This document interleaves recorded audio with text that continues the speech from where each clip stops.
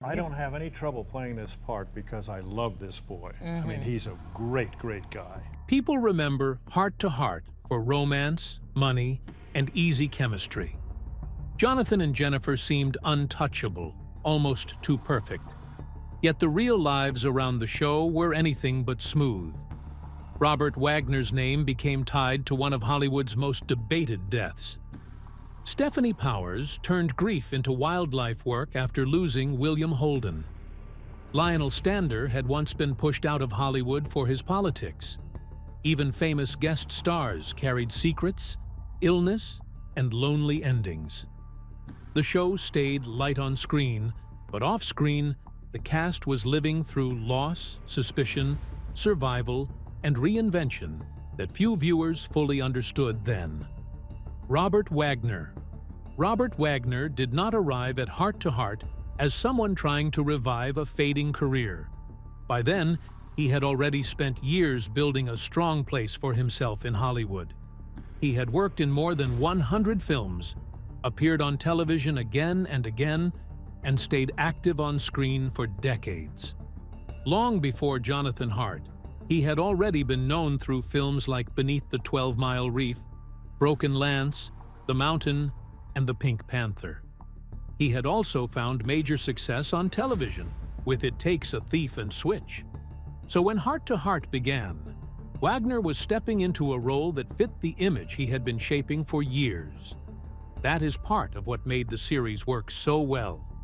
Heart to Heart gave Wagner the clearest version of the persona he had spent a lifetime refining. He was smooth, confident, playful, and fully at ease in that world. Yet his role in the show went deeper than acting. He helped shape the series itself. He became a producer, and he strongly wanted Stefanie Powers to play Jennifer Hart. That choice mattered from the start, because the chemistry between Jonathan and Jennifer became the heart of the show. Without that connection, the series would never have had the same pull. Wagner also helped protect the spirit of the story once the show was underway. There were pushes to add more obvious drama into the marriage, including jealousy, affairs, and bigger domestic conflict. He stood against those changes. That decision gave the series its special tone. Jonathan Hart stayed appealing because he was relaxed, affectionate, and deeply sure of his bond with Jennifer. The marriage felt warm and steady, and that gave the show a kind of charm that very few series could match. People in the industry noticed what he was doing.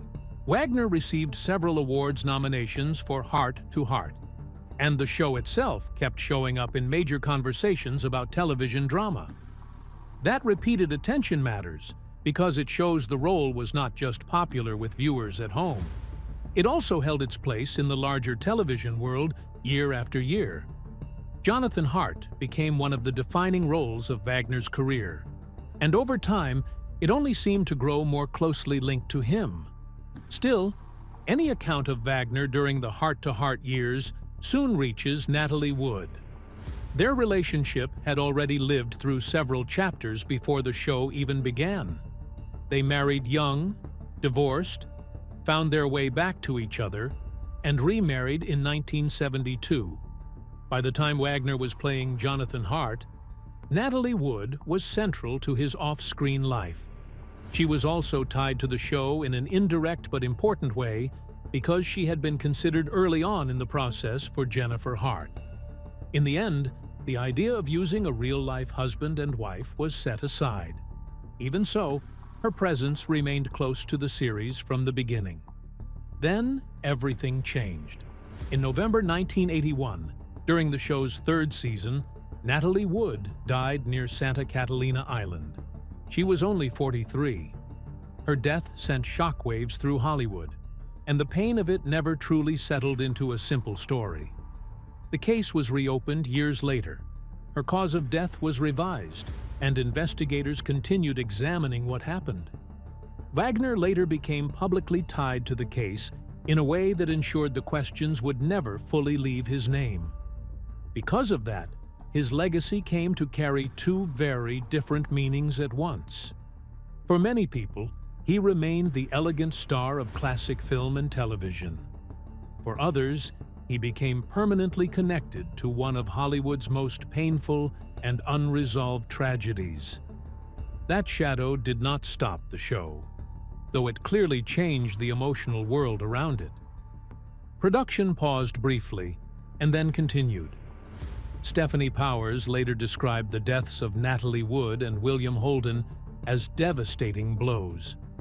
Yet on screen, Hart to Hart kept its light touch. That contrast is hard to ignore once you know the history. Jonathan Hart kept smiling, joking, and moving through glamorous adventures, while Wagner himself was carrying a private grief that never stopped drawing public attention.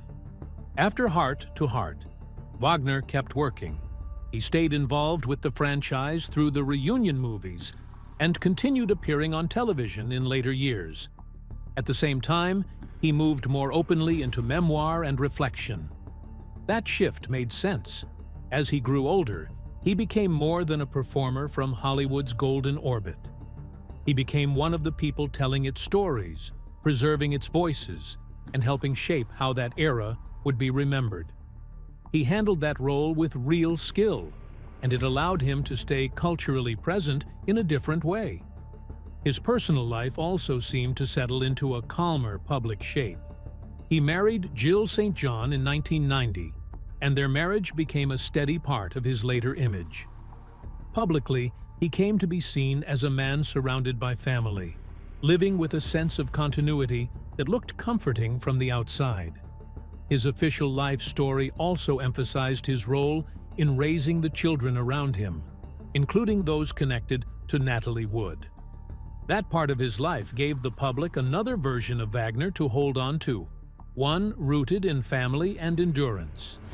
Even so, one of the most revealing things about Robert Wagner is how closely he remained tied to Jonathan Hart. He never fully stepped away from that identity, and perhaps he never had reason to. Hart to Hart became the safest and brightest frame through which many people continued to see him. In that world, he was part of a graceful marriage, part of a polished fantasy, part of a story that still felt effortless. And maybe that is why the role stayed with him so strongly. Jonathan Hart offered a version of Robert Wagner that people could return to with pleasure, even as the rest of his life grew more complicated. Stefanie Powers. Stefanie Powers came to Hart with far more experience than many people realized. She had started young, entered the industry early, and built a career that moved through film and television with real range. She was poised, sharp, controlled, and especially convincing in stories that mixed style with action. Yet even with all that experience behind her, Hart to Hart became the role that fixed her image in the public mind. It did not invent what she could do. It simply gave her the perfect space to bring everything together. Her path into the role was not completely smooth. The network had other ideas, and her casting was not treated as automatic. Still, Wagner and the creative team saw that she was right for Jennifer Hart. And once she stepped into the part, that instinct proved right very quickly. Powers did not just perform Jennifer, she helped define her. Over time, she and Wagner understood the rhythm of those characters so deeply that many of the most personal scenes came alive through their own instincts. That is one reason Jennifer Hart feels so natural on screen. She never seems like a character trapped inside a script. She feels lived in, understood, and fully inhabited. That mattered because Jennifer Hart was never just there to support Jonathan. She stood at the center of the show with him. She was witty, capable, warm, and intelligent. And the series worked because it treated her as an equal presence. Awards attention reflected that.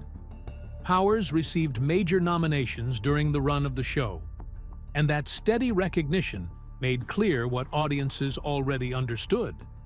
Jennifer Hart was not ornamental. She was essential.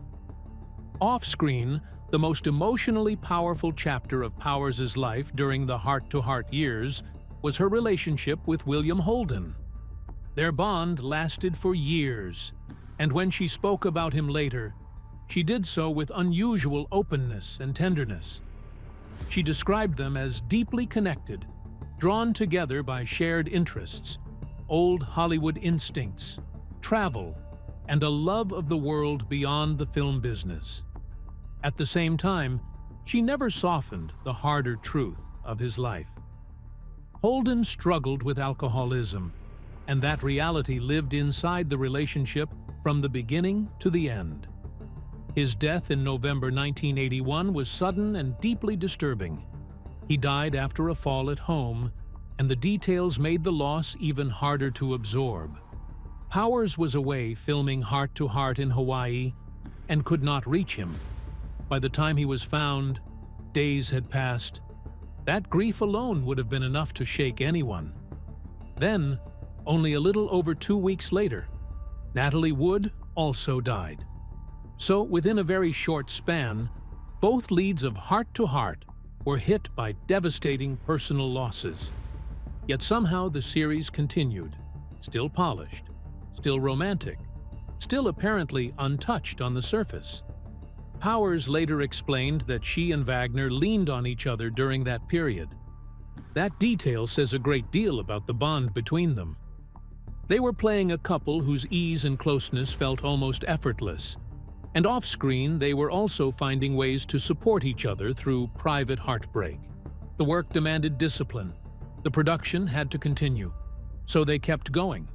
That decision gives Heart to Heart an added emotional weight when viewed from a distance. Beneath the light dialogue and elegant mystery plots, both actors were carrying fresh grief and doing everything they could to hold steady. After Holden's death, Powers took a direction in life that became one of the most important parts of her legacy. She devoted herself in a major way to wildlife conservation and founded the William Holden Wildlife Foundation in his honor. This was not a small side effort attached to a celebrity name. It became serious, lasting work, especially in education and conservation. Over the years, it grew into one of the clearest expressions of who she was beyond acting. That shift gave her later life a strong sense of purpose, and it showed how grief can sometimes lead a person toward something enduring. Her life later brought another serious challenge when she was diagnosed with lung cancer. She underwent surgery and came through it, and that experience shaped the way she began to talk about her own story. It also helped lead her toward memoir, where she reflected on her life, her career, her relationship with Holden, and the long path that followed survival. At that point, the public image of Stefanie Powers grew deeper. She was no longer seen only as the glamorous Jennifer Hart. She also became someone associated with resilience, memory, and reinvention. Her personal life continued to move through many seasons. She had marriages before and after Heart to Heart. And she also experienced long relationships, profound loss, illness, theater work, and years of public service through conservation. That fuller picture matters because it keeps her from being frozen inside one famous role. Jennifer Hart may be the image many people remember first, but Powers' real life carried far more complexity than that image alone can hold. Lionel Stander. Lionel J. Stander was born on January 11, 1908, in the Bronx, New York, to Russian Jewish immigrant parents. He entered films in 1932, and through the 1930s he became one of Hollywood's most memorable character actors. He had a face people remembered, a voice people recognized, and a presence that could make even a brief scene feel alive. Soon he was working with major directors like Frank Capra and Preston Sturges. He appeared in Mr. Deeds Goes to Town in 1936 and A Star is Born in 1937. Around that same time, he also became a founding member of the Screen Actors Guild. Yet acting was only one part of who he was.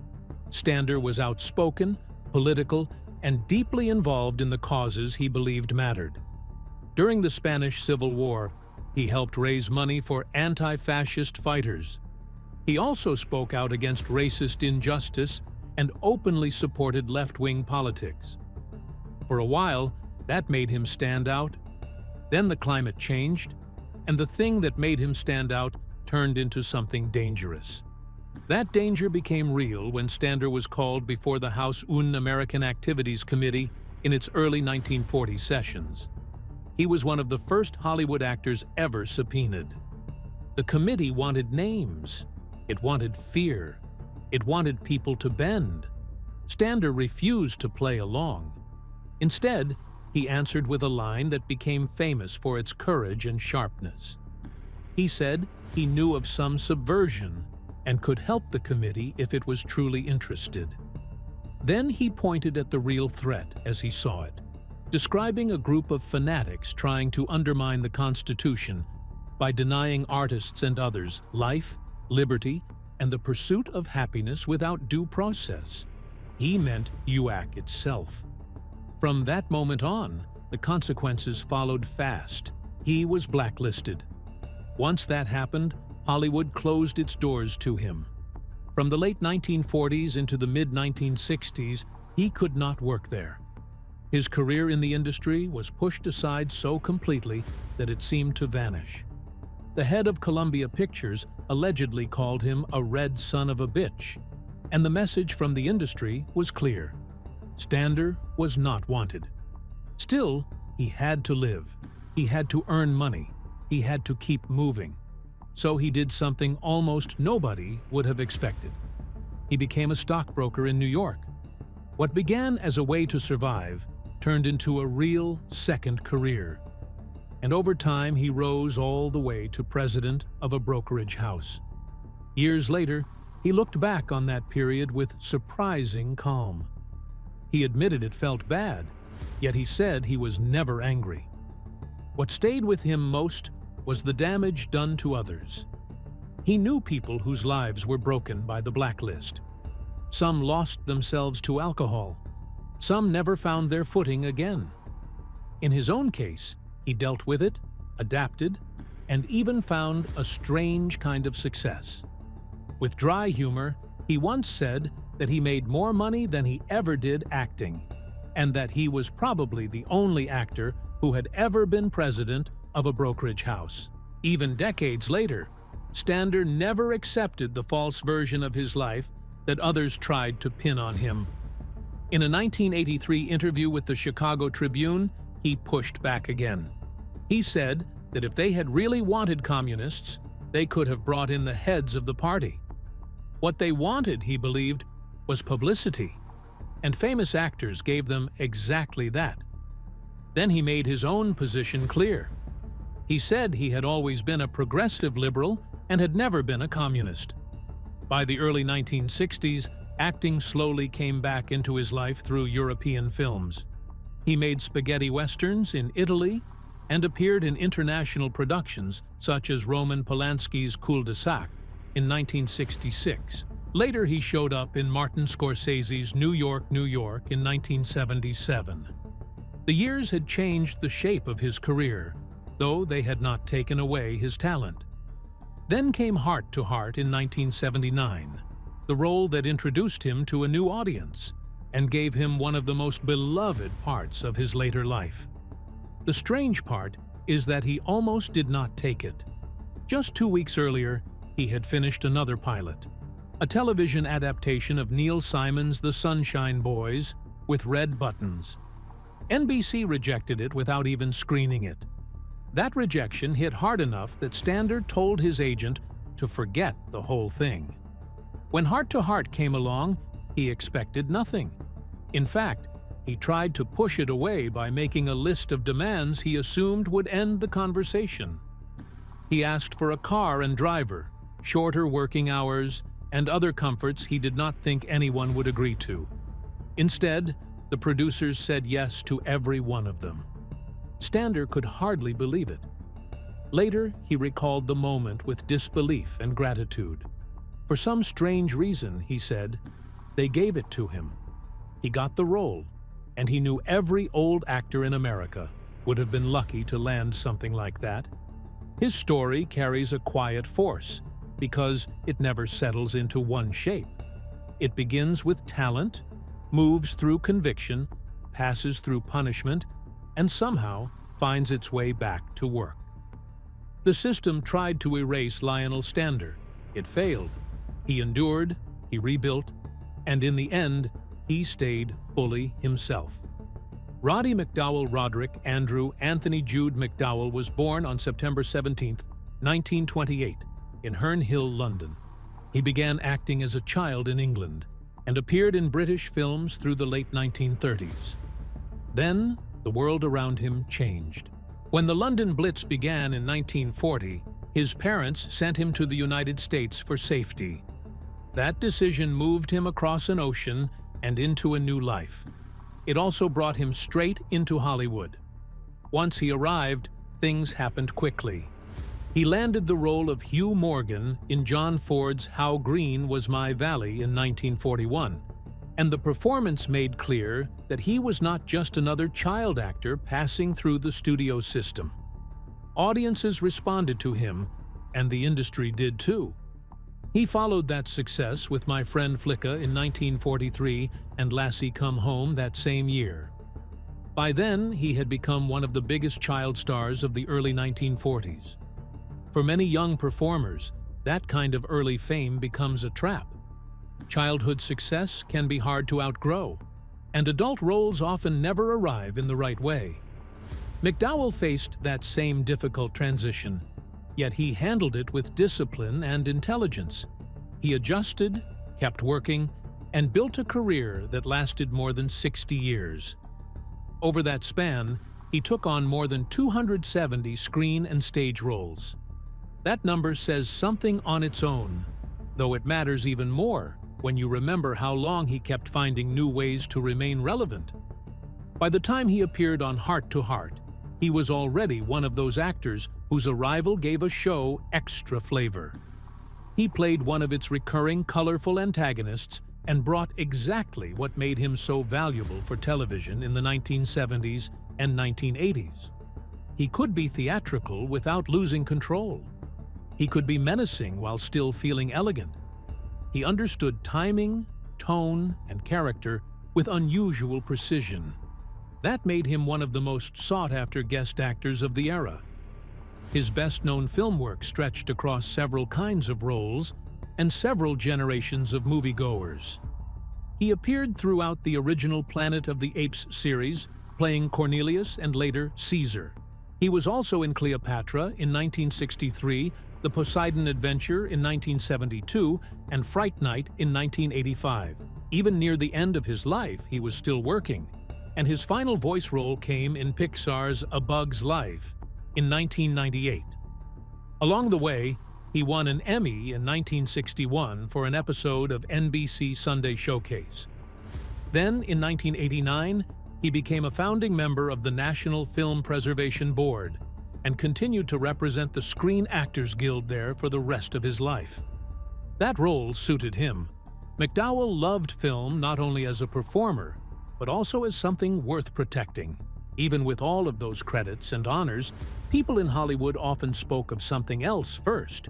When they spoke of him, they spoke of his friendship. For decades, he was one of the industry's most loyal and deeply loved companions. His bond with Elizabeth Taylor began when they were both child actors, and it lasted until the end of his life. People remembered his wit, his kindness, and the warmth he offered so freely. He moved through Hollywood without building a legend around scandal or chaos. Instead, he became known for steadiness and grace. Then, in April 1998, he was diagnosed with an incurable cancer that had spread throughout his body. From there, the path was painfully clear, even if those close to him still hoped to make his final months as gentle as possible. His friend Dennis Osborne cared for him during that time. McDowell died on October 3, 1998, at his home in the Studio City neighborhood of Los Angeles. He was 70 years old. What Osborne told reporters afterward captured the mood of that ending, in a way that fits the life itself. He said it was very peaceful. He said it happened exactly the way McDowell had planned. There is something deeply moving in that.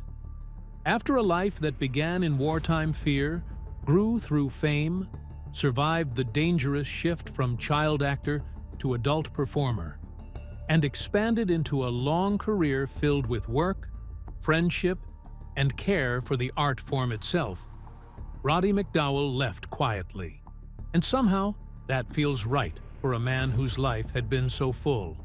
Robert Goulet was born on November 26, 1933, in Lawrence, Massachusetts, to French-Canadian parents.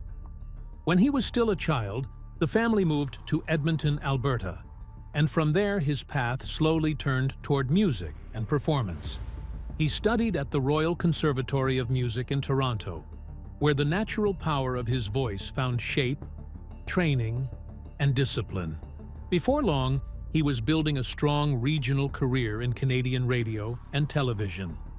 That work gave him experience, yet it was only the beginning. The real breakthrough was still ahead of him, waiting in New York.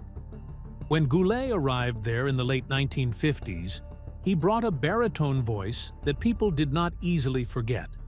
It was huge, polished, and deeply romantic in tone.